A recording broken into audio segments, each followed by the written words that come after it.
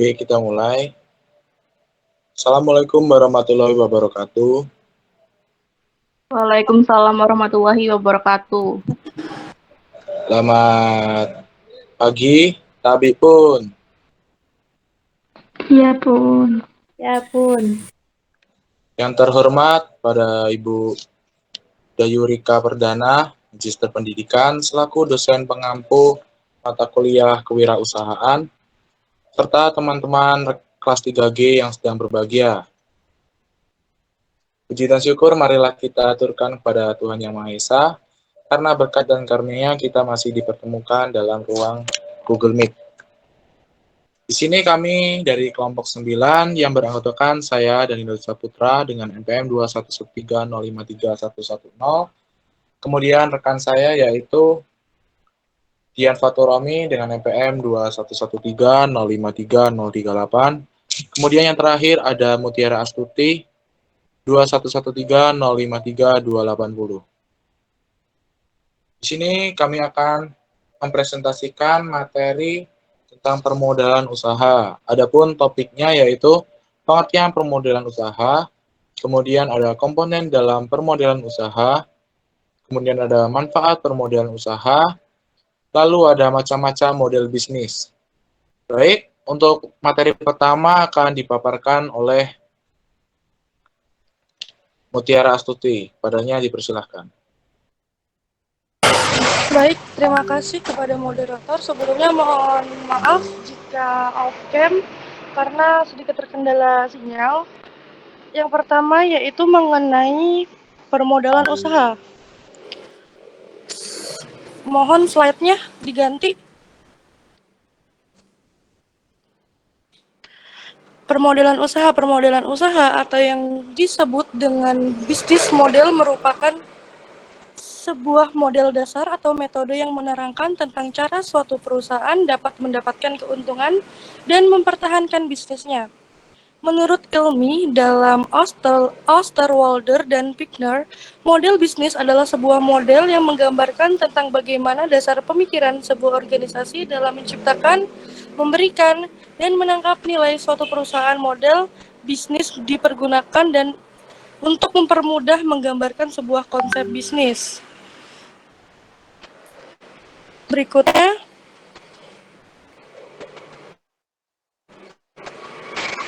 Berikutnya, ada komponen permodalan usaha.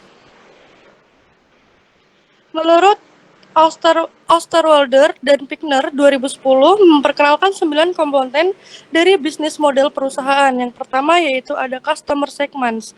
Menurut Osterwalder sendiri, customer segment itu menggambarkan sekelompok atau organisasi yang berbeda yang ingin dijangkau atau dilayani oleh perusahaan.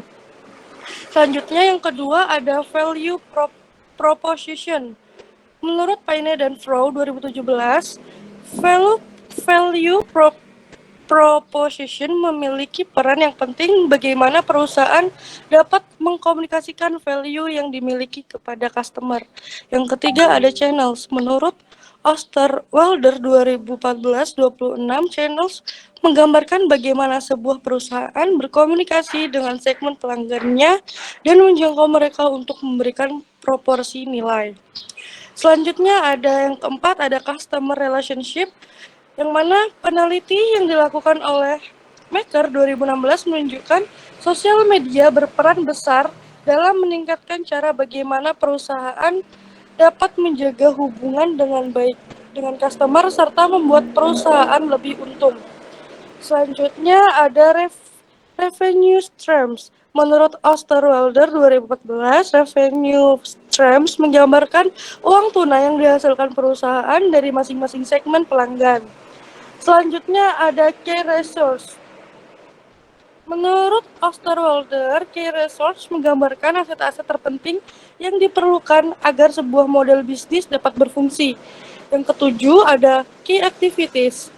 Key activities menggambarkan hal-hal terpenting yang harus dilakukan perusahaan agar model bisnisnya dapat bekerja. Yang kedelapan ada key partnership, yang mana menurut Osterwalder, Key partnership menggambarkan jaringan pemasok dan mitra yang membuat model bisnis dapat bekerja. Selanjutnya ada cost structure. Peneliti oleh Dudin 2012 menunjukkan perencanaan keuangan adalah hal yang fundamental bagi perusahaan. Karena perencanaan keuangan yang baik dapat menjaga nilai kompetitif perusahaan dan perusahaan bisa tetap sustain.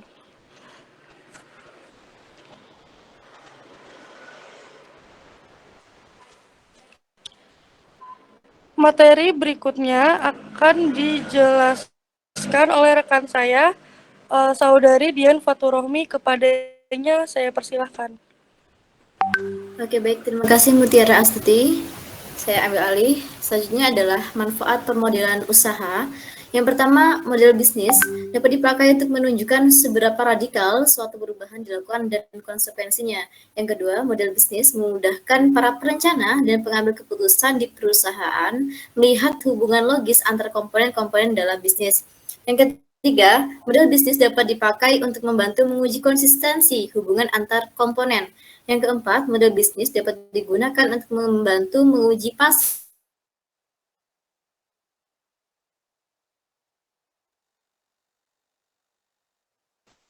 Slide selanjutnya.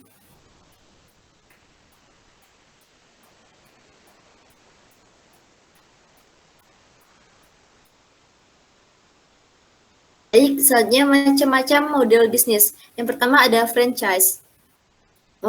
Model bisnis ini, kita tidak perlu membuat bisnis sendiri dari awal, cukup menggunakan model yang sudah ada dari brand tertentu. Contohnya ada MC Donald's. Yang kedua ada marketplace. Marketplace adalah model yang mempertemukan antara penjual dan pembeli secara online dan biasanya menggunakan situs web atau aplikasi, contohnya Tokopedia, Shopee, Lazada, dan lain-lain. Yang ketiga ada dropship. Dropship adalah kita tidak perlu membuat toko offline, cukup kita menggunakan nama kita untuk mengirim barang yang dibeli oleh konsumen. Yang keempat ada subscription. Subscription ini hampir mirip seperti pelanggan.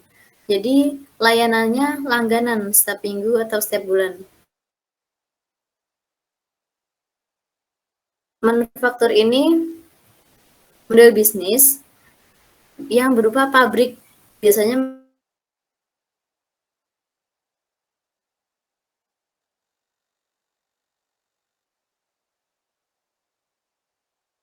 yang keenam ada freemium. Premium ini mengarah pada fitur-fitur tertentu, menggunakan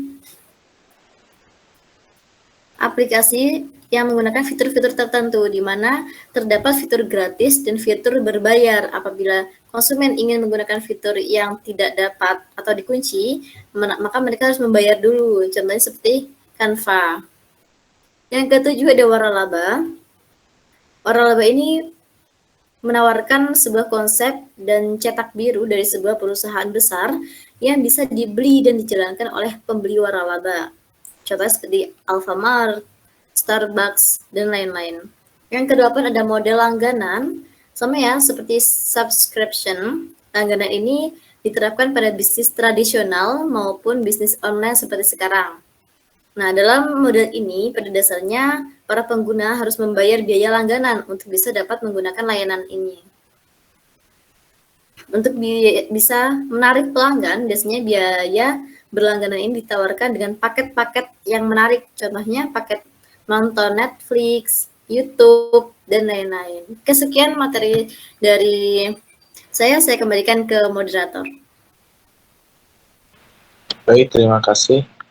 Dari pemaparan materi tadi, maka dapat diambil kesimpulan bahwa permodelan usaha adalah strategi yang menjelaskan bagaimana cara menghasilkan keuntungan dalam pelaksanaan kegiatan bisnis.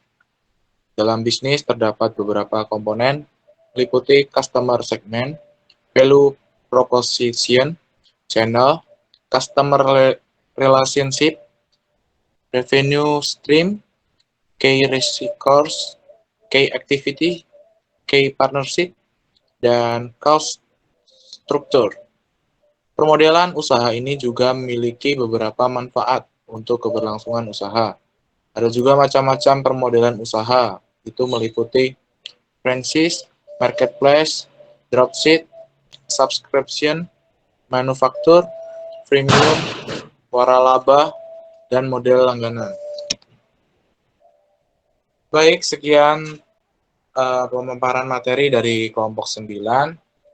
Pada teman-teman, apabila ada pertanyaan, dipersilakan untuk mengaktifkan fitur raise hand.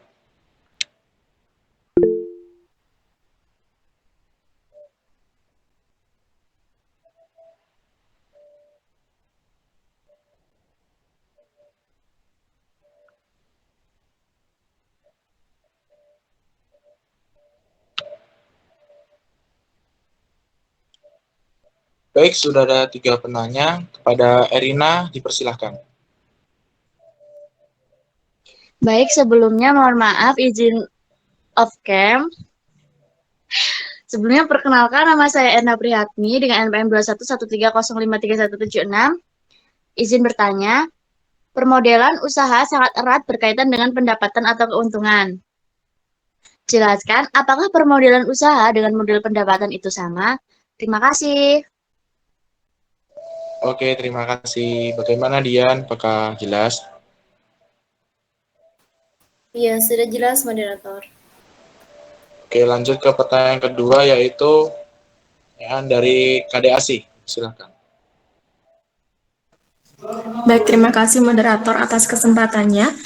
Perkenalkan, nama saya Kadasi Septiani dengan NPM 21130532213. Pertanyaan saya, bagaimana langkah atau cara dari seorang wirausaha itu dalam menentukan model bisnis apa yang akan digunakannya? Sekian, terima kasih. Oke, terima kasih Kadek. Bagaimana Dian? Apakah sudah dicatat? Iya, sudah. Oke, lanjut ke pertanyaan ketiga, yaitu dari Adinda. Silakan. Baik, terima kasih moderator atas kesempatannya. Sebelumnya perkenalkan, saya Dinda Ramadina, NPM 21130533096. Izin bertanya, tadi kan di PPT sudah jelaskan mengenai macam-macam model bisnis. Nah, macam-macam model bisnis ini salah satunya adalah model bisnis subscription. Nah, pertanyaan saya, model bisnis subscription ini memiliki fokus utamanya itu berupa apa? Tolong dijelaskan. Terima kasih. Saya kembalikan ke moderator. Oke, jadi intinya fokus utama dari model subscription. Oke, terima kasih ya Dinda. Baik, karena sudah ada 3 penanya di termin pertama, maka kami tutup. Dan kami minta waktu sebentar untuk mencari jawabannya.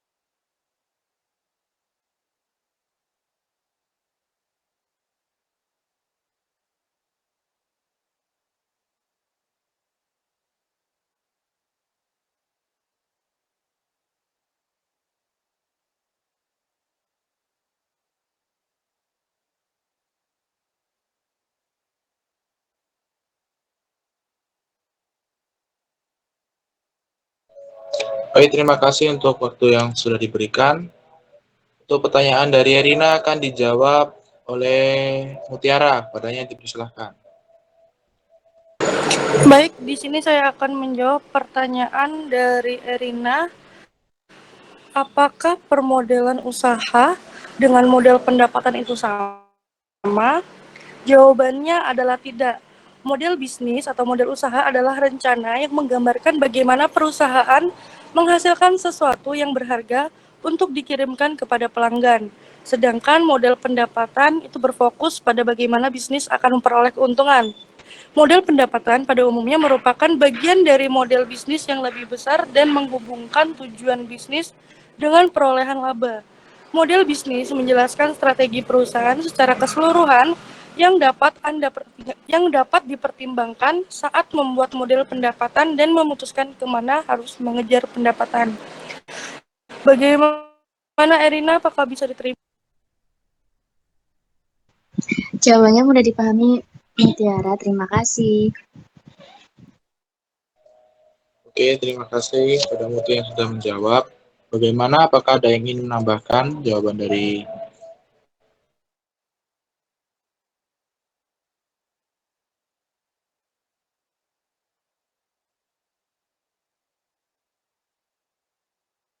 baik, kalau tidak ada, kita lanjut ke pertanyaan kedua, yaitu pertanyaan dari Kadek Asih yang akan dijawab oleh Saudari Dian. Saudari Dian, dipersilakan. Oke, baik. Terima kasih, moderator. Jadi pertanyaan Kadek, bagaimana langkah untuk menentukan model bisnis? Di sini ada 7 langkah. Yang pertama, menentukan target pasar. Nah, target pasar yang terlalu luas itu akan menyulitkan para pebisnis ya. Untuk itu, kita sebaiknya mempersempit dengan cara menentukan target pasar dengan 2 hingga 3 karakteristik. Terus yang kedua, memahami proses bisnis. Nah, sebelum memulai bisnis, kita juga perlu memahami secara mendalam terkait aktivitas yang dibutuhkan untuk membuat bisnis kita berjalan dan berkembang. Nah, konsultasikan produk atau jasa ke konsultasi manajemen. Yang ketiga, yaitu catat sumber daya bisnis. Sumber daya bisnis ini dapat berupa website, modal, gudang, terus daftar pelanggan dan hak cipta dari produk kita. Yang keempat, itu mengembangkan value proposition. Nah, value dari produk kita ini penting banget ya. Kita harus memberikan hal yang unik dan berbeda di produk kita dengan produk yang lain. Terus yang kelima, yaitu menentukan partner bisnis. Nah, ketika kita mengembangkan usaha atau bisnis, itu bekerjasama atau partnership itu lebih bisa memberikan kita fokus dalam membangun keunggulan utama yang ada di produk kita. Terus yang keenam yaitu buat strategi penarik demand atau penarik permintaan. Untuk mengembangkan bisnis, kita perlu membuat strategi pemasaran yang dapat menarik konsumen hingga kita mempunyai daftar pelanggan tetap gitu. Contohnya ketika kita membuka usaha, kita mengadakan grand opening untuk menarik para konsumen yang belum kenal menjadi kenal dengan produk kita. Yang ketujuh yaitu tinggalkan ruang untuk inovasi. Ya, selalu ada inovasi terbaru dari produk kita. Itu membuat usaha kita terus berkembang dan tidak paten. Sekian dari saya kembalikan ke moderator. Ya, terima kasih Dian. Bagaimana Saudari Kadek, apakah dapat dipahami? Dapat dipahami, terima kasih Dian atas jawabannya. Oke, bagi teman-teman yang ingin menambahkan, dipersilahkan.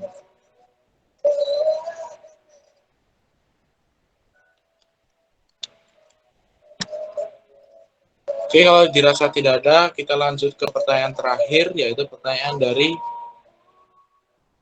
Adinda. Kepada Mutiara, dipersilahkan untuk menjawabnya.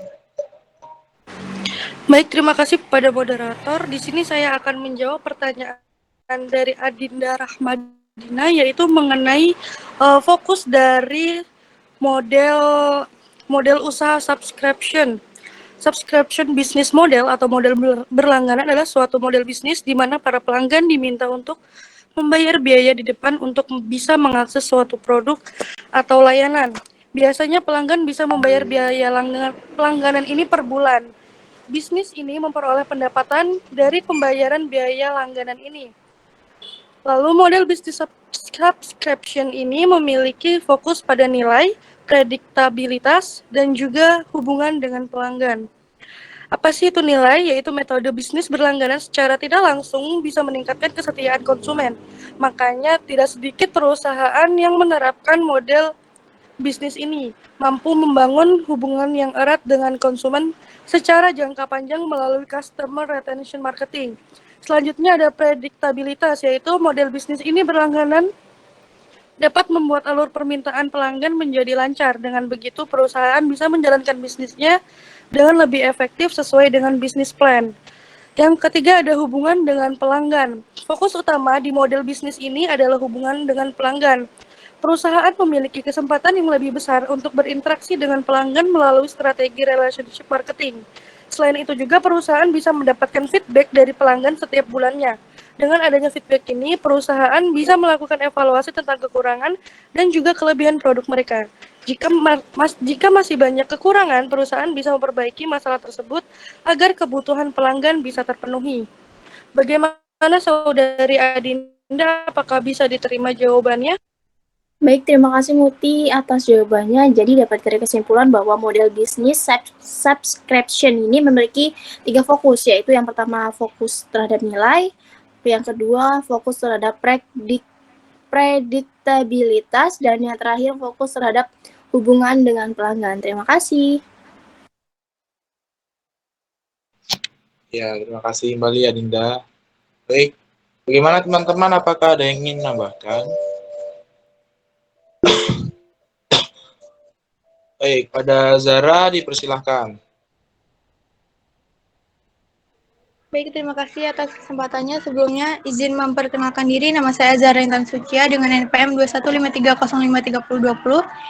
Izin menambahkan yaitu dengan pertanyaan Adinda, menurut kalian model bisnis subscription memiliki prioritas utamanya berupa apa? Jelaskan. Subscription business model ini berbeda dengan jenis bisnis lainnya, yaitu saya setuju dengan Mutiara, yaitu fokus utama mereka yaitu prediktabilitas, nilai, dan hubungan pelanggan. Selain itu, juga meletakkan fokus pada retensi dan justru bukan pada akuisisi pelanggan, sehingga model bisnis yang satu ini mampu menghasilkan pendapatan dengan cara jumlah pembayaran pelanggan pada akses jangka panjang atas barang ataupun layanan perusahaan. Mungkin itu saja tambahan dari saya. Saya kembalikan ke moderator. Oke, terima kasih Zara. Bagaimana? Ada yang ingin menambahkan kembali?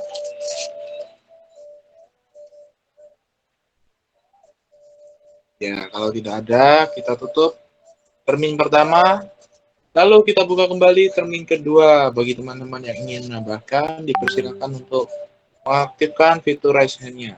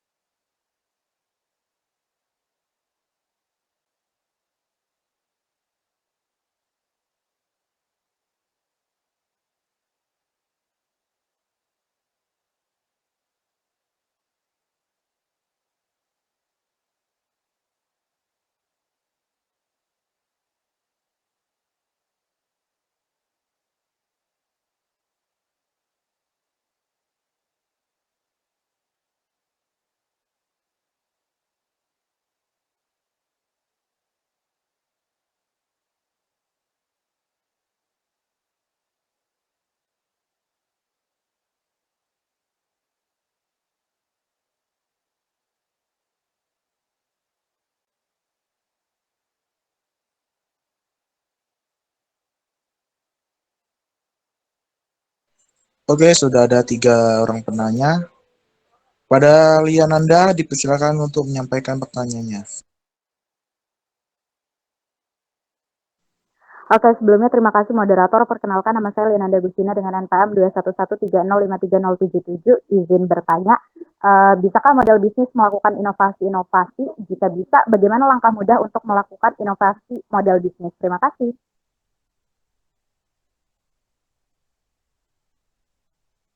Ya, terima kasih kembali Lia. Selanjutnya pada Yusuf dipersilahkan.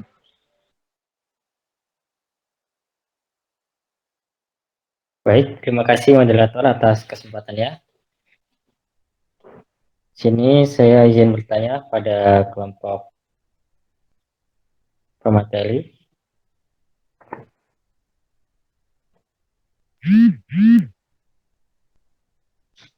Pertanyaannya,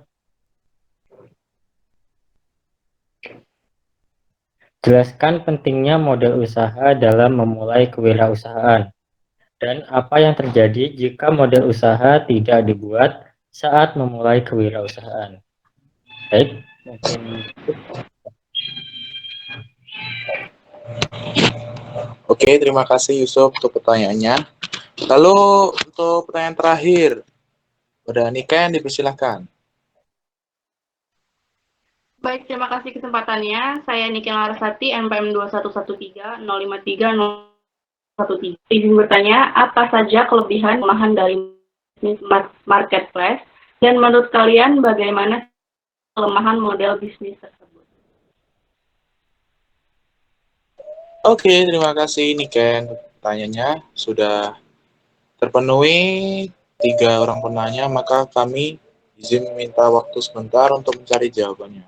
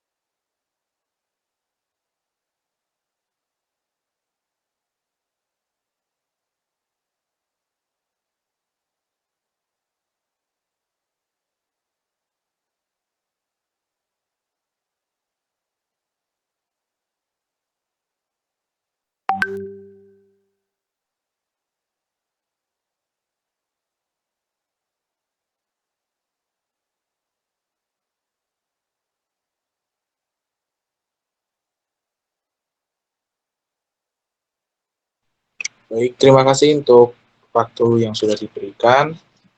Di sini saya akan menjawab pertanyaan dari Lia Nanda Gustina.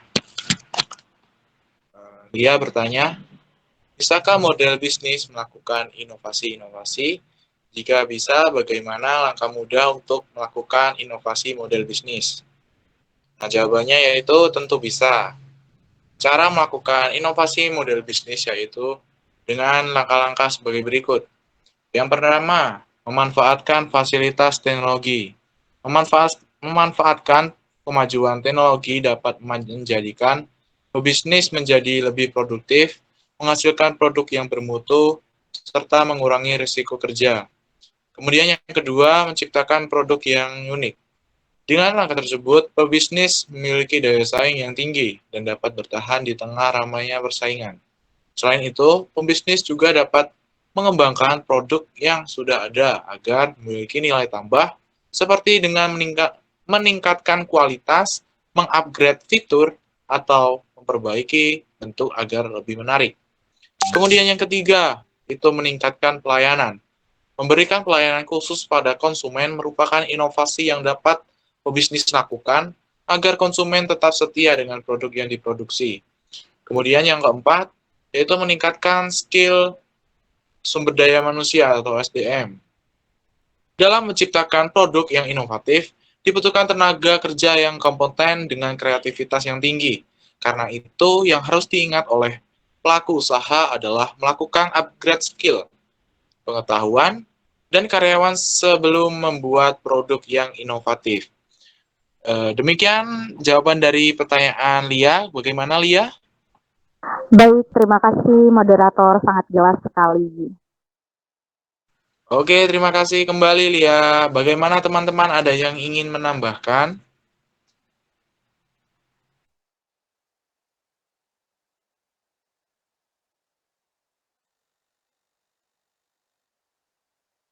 Ya, sepertinya tidak ada. Kita lanjut pertanyaan kedua.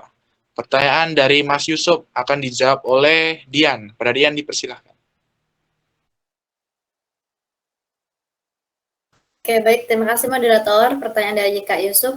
Jadi tadi bertanya tentang apa sih pentingnya kita menerapkan model bisnis dan apa dampaknya jika kita tidak menerapkan model bisnis. Yang pertama, Indra Kurniawan dalam jurnal Universitas Bina Nusantara mengatakan pentingnya model bisnis karena model bisnis dapat membuat usaha lebih terarah mengenai bagaimana, di mana, dan kapan produk yang dihasilkan akan berfungsi dengan maksimal. Hal ini dapat dilakukan dengan melakukan inovasi produk dan kita bisa fokus mengembangkan serta menekuni dengan satu jenis usaha. Bisa disimpulkan bahwa ada 3 ya pentingnya kita menerapkan model bisnis. Yang pertama, akan terlihat unggul dari kompetitor. Jadi ketika kita menerapkan suatu model bisnis, otomatis produk kita atau usaha kita akan lebih unggul dari para pesaing yang lain karena kita menerapkannya. Terus contohnya ketika kita menerapkan model bisnis, kita memberikan keunikan. Misalkan model bisnis online dengan menerapkan metode pembayaran digital. Yang kedua, menarik perhatian investor. Nah, investor ini tidak akan melihat usaha kita, bisnis kita itu sudah lama atau masih baru. Kalau misalkan kita menggunakan model bisnis yang menguntungkan banyak profit, otomatis investor ini akan datang tanpa ragu. Yang ketiga, yaitu manajemen keuangan akan lebih teratur karena sudah ada sistemnya. Terus pertanyaan Kak Yusuf tadi yang apa sih dampaknya kalau kita tidak menggunakan atau tidak menerapkan model bisnis? Otomatis ya, jika kita tidak menerapkan model bisnis itu, maka dampaknya suatu usaha akan mengalami penurunan profit, ketidakjelasan sistem usaha. Yang dampak terburuknya adalah usaha kita yang kita bangun itu tidak bisa berjalan berkelanjutan. Dalam kata lain, itu rentan untuk gulung tikar. Sekian jawaban dari saya kembalikan ke Daniel Dwi Saputra. Oke, terima kasih Dian. Bagaimana Mas Yusuf? Apakah dapat dipahami? Malah keluar.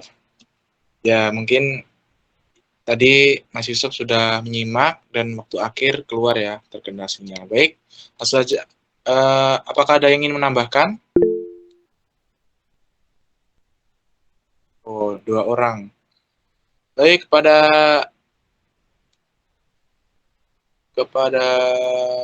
Vivia, dipersilahkan. Baik, terima kasih atas kesempatannya.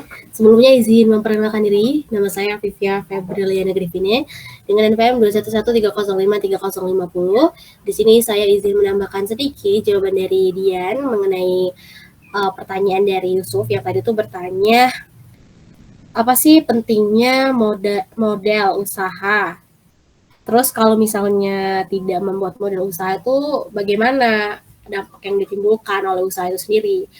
Sebelumnya saya juga setuju dengan jawaban dari Dian bahwa manfaat dari model usaha itu usaha bisa lebih terarah, terlihat juga lebih unggul dari kompetitor, lalu bisa menarik perhatian investor dan juga manajemen keuangannya juga lebih teratur. Nah, terus saya mau menambahkan sedikit, jadi kan model bisnis ini tuh adalah struktur atau konsep bagaimana sebuah produk dilihat oleh konsumen. Dengan model bisnis, konsumen dapat mengetahui bagaimana produk dapat diproduksi hingga sampai ke tangan mereka, sehingga dapat membentuk persepsi nilai konsumen. Nah, saat ini kan banyak sekali model bisnis yang dapat diterapkan. Menetapkan model bisnis sama saja dengan bagaimana menetapkan nilai dan harga produk yang kita tawarkan kepada konsumen. Jadi kalau misalnya kita tidak menetapkan model bisnis, maka mungkin saja konsumen tidak tertarik dan malah tidak mempercayai kualitas produk kita gitu. Kayak ujungnya itu terjadi penurunan profit seperti yang tadi dikatakan Dian. Terus juga bisa saja sampai ke gulung tikar dikarenakan bisa saja kan konsumen tuh kurang percaya dengan produk kita karena kita tidak menggunakan modal usaha yang tepat atau kita tidak merencanakan modal usaha. Jadi produk kita ini tidak terpercaya gitu. Ya sudah, sekian penambahan dari saya kembalikan kepada moderator. Terima kasih. Oke, terima kasih Vivia. Lanjutnya pada Indah, dipersilahkan. Izin menambahkan sedikit dari pertanyaan Daniel yang bertanya, pertanyaan Yusuf atas pertanyaan pentingnya model usaha dalam memulai kewirausahaan dan jika model usaha tidak dibuat saat memulai kewirausahaan. Nah, logikanya suatu usaha yang sudah memiliki model bisnis atau usaha saja, rencana bisnisnya bisa berubah seiring berjalannya waktu. Layaknya sebuah rumah yang ingin dibangun, manusia harus memiliki model bangunan yang akan didirikan, misalnya seperti apa bentuknya, berapa tingkat rumah, dan yang akan dibangun. Sama halnya dengan rumah, usaha pun perlu memiliki model-model tersebut yang terkandung di dalam rencana usaha atau bisnis plan. Kenyataannya, model usaha dalam jenis usaha apapun akan mengalami perubahan seiring berkembangnya usaha tersebut. Nah, jika tidak dilakukan, akan berdampak tujuannya yang tidak jelas dan jangka waktunya. Visi misinya juga bisa berubah-ubah dan tidak pasti. Jadi kebingungan dalam memahami keseluruhan operasional bisnis yang begitu kompleks. Sekian dari saya, terima kasih. Oke, terima kasih Indah. Jawabannya untuk penambahannya. Langsung saja ya, kita ke pertanyaan terakhir dari termin 2, yaitu pertanyaan dari Niken yang akan saya jawab. Niken bertanya, apa saja kelebihan dan kelemahan dari model bisnis marketplace? Dan menurut kalian, bagaimana cara mengatasi kelemahan model bisnis tersebut? Seperti yang kita ketahui ya, bahwa setiap model bisnis itu memiliki kelebihannya masing-masing. Nah, pada model bisnis marketplace ini sendiri memiliki beberapa kelebihan, diantaranya yaitu yang pertama, dapat menjangkau lebih banyak pelanggan. Kemudian yang kedua, kepercayaan pelanggan lebih tinggi. Lalu meningkatkan penjualan. Kemudian yang keempat yaitu lebih mudah dikelola. Adapun kekurangan beserta cara mengatasinya yaitu dari kekurangannya yang pertama, adanya kebijakan tertentu yang wajib dipatuhi. Setiap platform jualan online memiliki sistem yang masing-masing.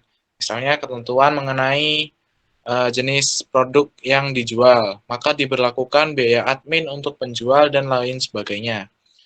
Cara untuk mengatasi hal tersebut yaitu dengan memiliki situs web jualan online sendiri. Dengan cara tersebut, kita bisa membangun kebijakan sesuai kebutuhan yang diinginkan. Kemudian kekurangan yang kedua yaitu persaingan ketat. Persyaratan untuk berjualan di marketplace itu terbilang cukup mudah, sehingga banyak orang berbondong-bondong membuat toko di marketplace. Hal tersebut membuat persaingan antar penjual semakin ketat.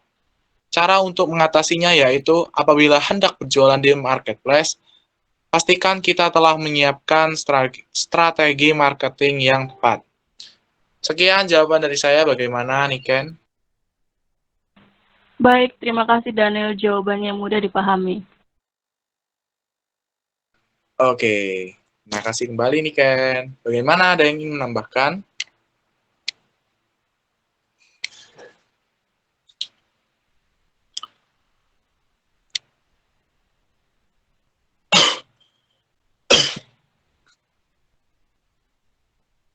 Baik, jika dirasa tidak ada yang ingin menambahkan, kita akan akhiri saja presentasi pada pagi hari ini. Kami dari kelompok 9 mohon maaf apabila dapat salah kata maupun kekurangan selama presentasi, karena yang lebih hanya perasaan saya kepada dia. Baik, kami akhiri dengan wassalamualaikum warahmatullahi wabarakatuh. Waalaikumsalam warahmatullahi wabarakatuh.